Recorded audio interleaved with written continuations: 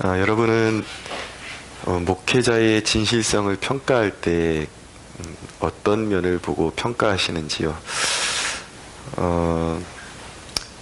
대개의 사람들은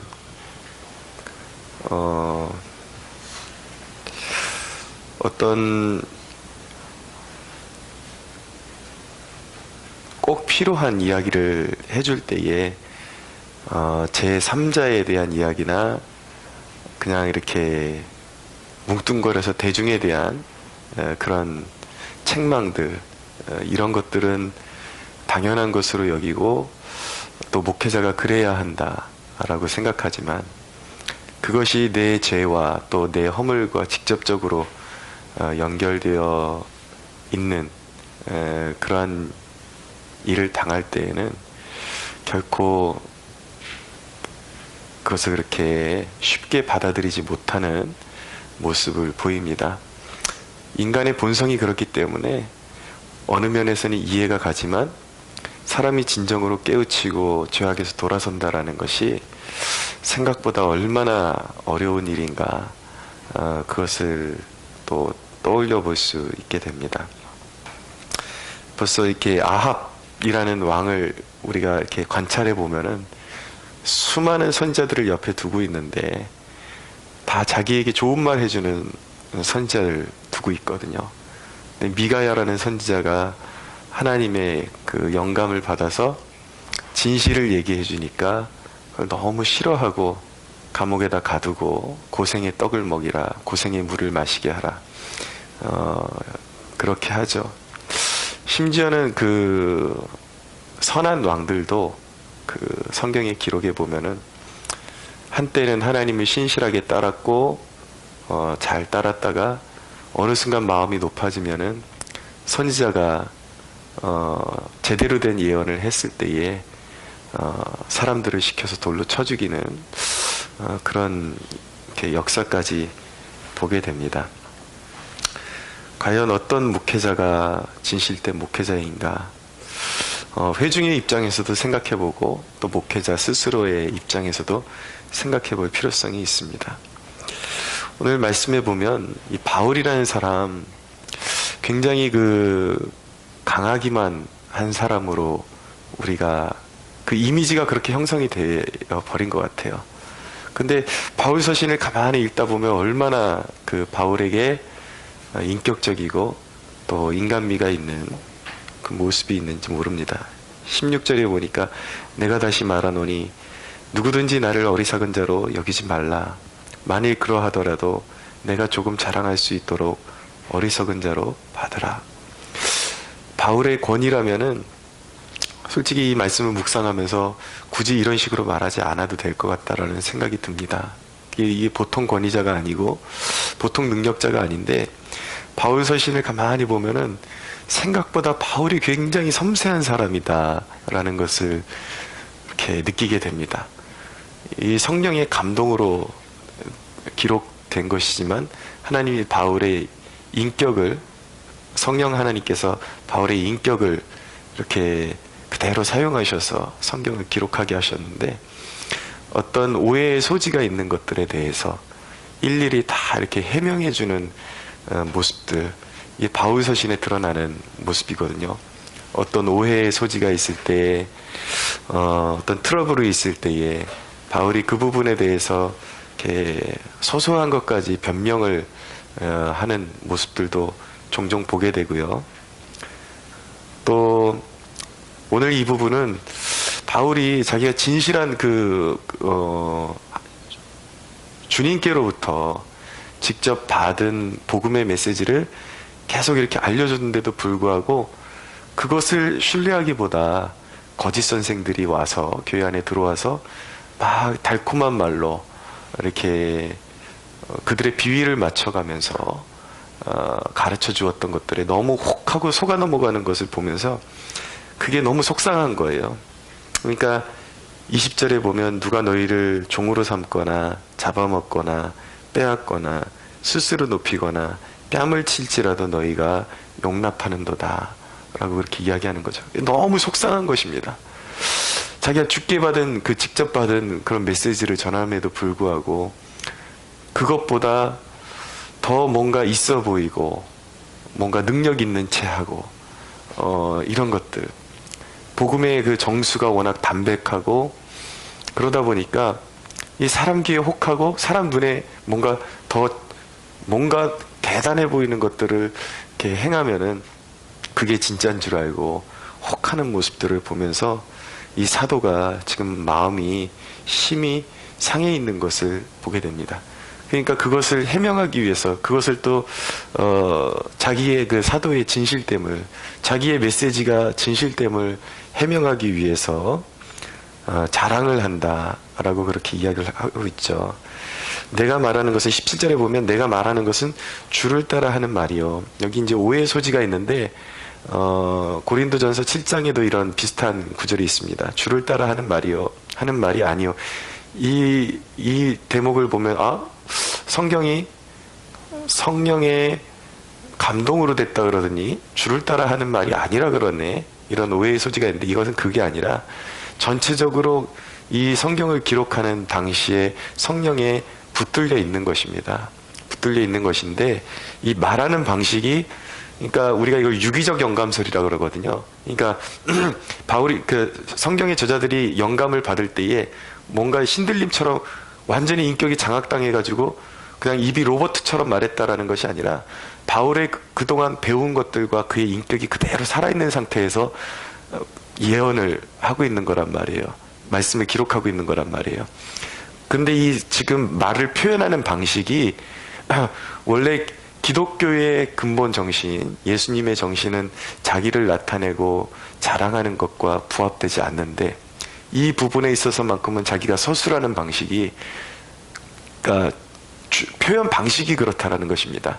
주를 따라서 하는 것이 아니요, 마치 인간적인 방법으로 말하는 것처럼 너무 내가 답답해서 너희들에게 말하는 방식이, 나도 인간적으로 말해서 그 거짓 사도들, 너희들이 너무나도 신뢰하는 그들보다 하나 꿀릴 것이 없다 라는 그런 표현 방식으로 말을 꺼내고 있는 것입니다. 바울의 자랑이 무엇입니까?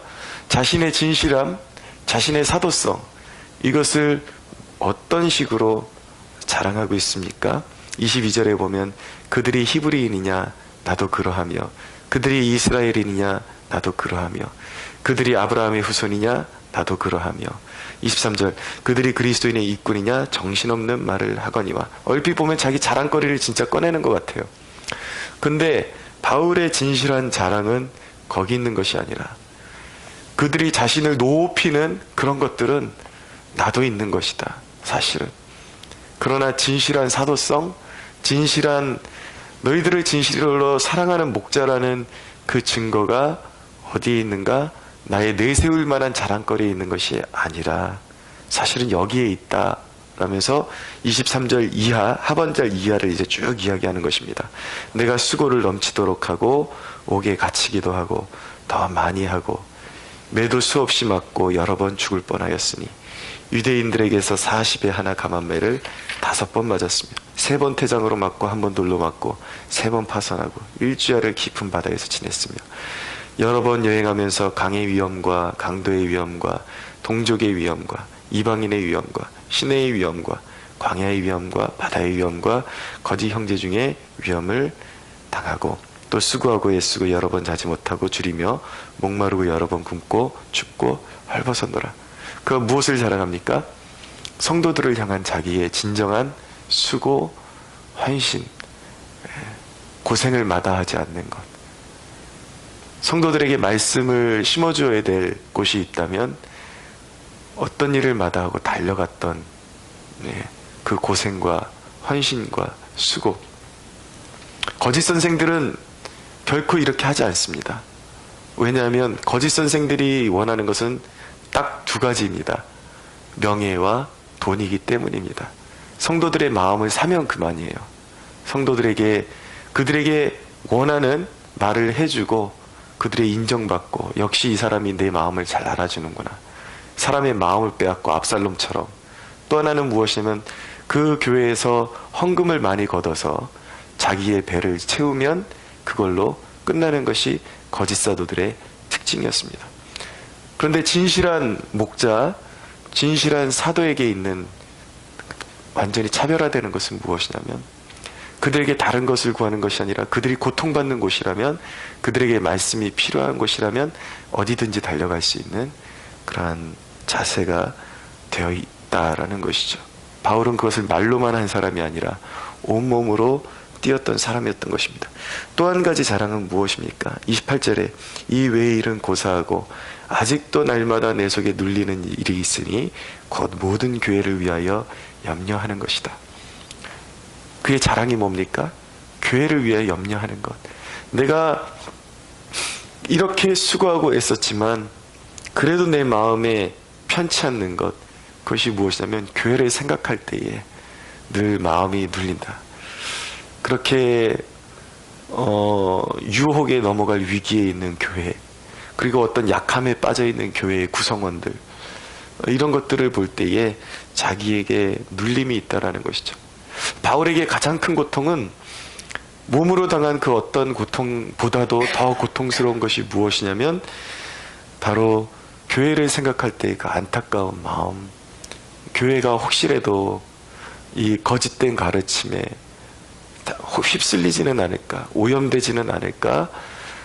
어제 본문에 보면 바울의 유일한 그 삶의 목적이 성도들을 잘 양육해가지고 그리스도의 순결한 신부로 이렇게 중매서는 것이 자기의 인생의 목적이라 그랬는데, 혹시라도 그것을 잃어버릴까봐 성도들이 오염돼서 그리스도께 온전히 바쳐지기를 원하지만 혹시라도 오염돼서 그렇게 되지 못할까봐 안절부절하지 못하는 것, 이것이 바로 사도의 표징이다, 이것이 진정한 목자의 표징이다 라는 것을 어필하고 있는 것입니다.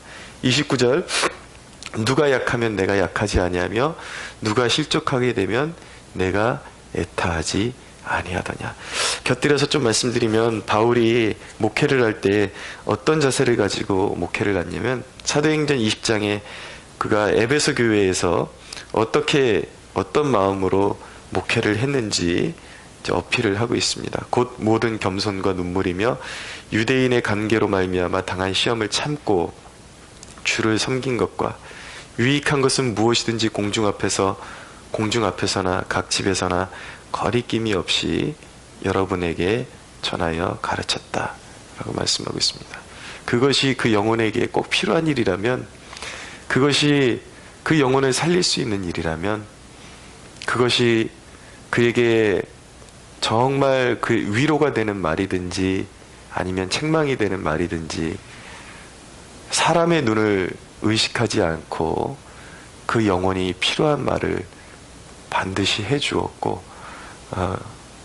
모든 눈물로 목회를 감당했다라고 말씀하고 있는 것입니다.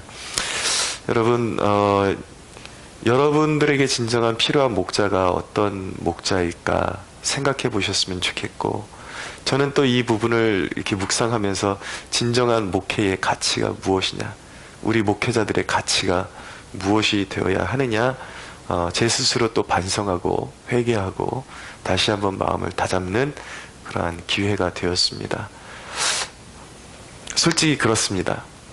우리 목회자들끼리 만나고 모이고 그러면 한 영혼이 귀한 것은 누구나 다 알고 있습니다. 제가 만나는 목회자들은 거의 다 진실하신 분들인 것 같아요. 그럼에도 불구하고 저를 비롯해서 대개의 목회자들의 그 중심에는 암암리에 목회의 성공의 척도를, 목회의 진정한 가치의 척도를 어디에 두냐면 은연중에 사람 숫자에 두려고 하는 그런 유혹들을 받을 때가 참 많습니다. 그리고 누구와 얘기를 나눠도 결국은 그 사람이 목회를 진실로 잘하고 있느냐 못하고 있느냐의 척도를 가장 쉽게 평가할 수 있는 척도를 교회의 교세, 사람의 인원수, 이런 것들에 포커스를 은연중에 맞추게 될 때가 참 많습니다. 그래서 그것에서 자유롭지 못할 때가 참 많아요. 그런 이야기가 나올 때에 나는 그렇지 못할 때에 왠지 좀 숙연해지고 좋은 마음으로 숙연해지는 것이 아니라 왠지 떳떳지 못한 것 같은 그런 마음이 들 때가 있다라는 것이죠. 그러나 제가 작은 교회의 목회자라서가 아니라 저는 지금 제가 목회하는 이 시점에 이 초심이 제 평생 끌고 가야 될 그 마인드라고 저는 믿습니다. 왜냐하면 목회의 진정한 가치는 진정으로 사람 머릿수에 있는 것이 아니라, 물론 교회가 건강해지고 주님이 부어주시면 사람들이 오기 시작하겠지만, 그때도 제가 잊지 말아야 될 것, 목회자가 한 사람의 목회자로서 잊지 말아야 될 것은 목회의 진정한 가치가 사람 머릿수에 있지 않다라는 것. 무엇이 진정한 가치인가? 양떼를 진정으로 사랑하고 그들을 위해서 필요한 것들, 그들의 그 사심, 인간의 사심을 채우는 필요를 말씀드리는 것이 아니라 진정한 그 영혼의 필요를 날마다 생각하며 그 가치를, 그 필요를 채워가는 것, 그것이 목회자의 진정한 평생의 가치가 되어야 되고, 양떼를 살피고 그들의 영혼의 그런 상태를 정말 주님 앞에 바울의 고백처럼 잘 길러내서 그리스도의 신부로 중매하는 그런 중매자로서의 역할을 잘 감당하는 것이 진정한 목회자의 목회의 가치가 되어야 한다라는 것을 다시 한번 느끼고 깨닫는 그런 본문이었습니다. 우리 교회 안에 교회의 개혁이 이것부터 시작되어야 되지 않나, 그런 생각이 듭니다.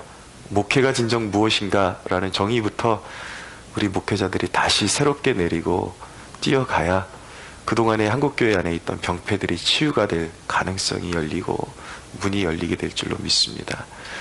우리 교회들이 이렇게 주 안에서 진실되게 성도들도 목회자에 대한 인식들이 바르게 세워지고, 목회자들 또한 그런 목회에 대한 참된 가치를 가지고 정말 주님께 영광 올려드리는 교회들로 변화되어지는 축복이 우리 교회와 더불어서 한국교회에 점차적으로 확산되는 축복이 있기를 간절히 소원합니다.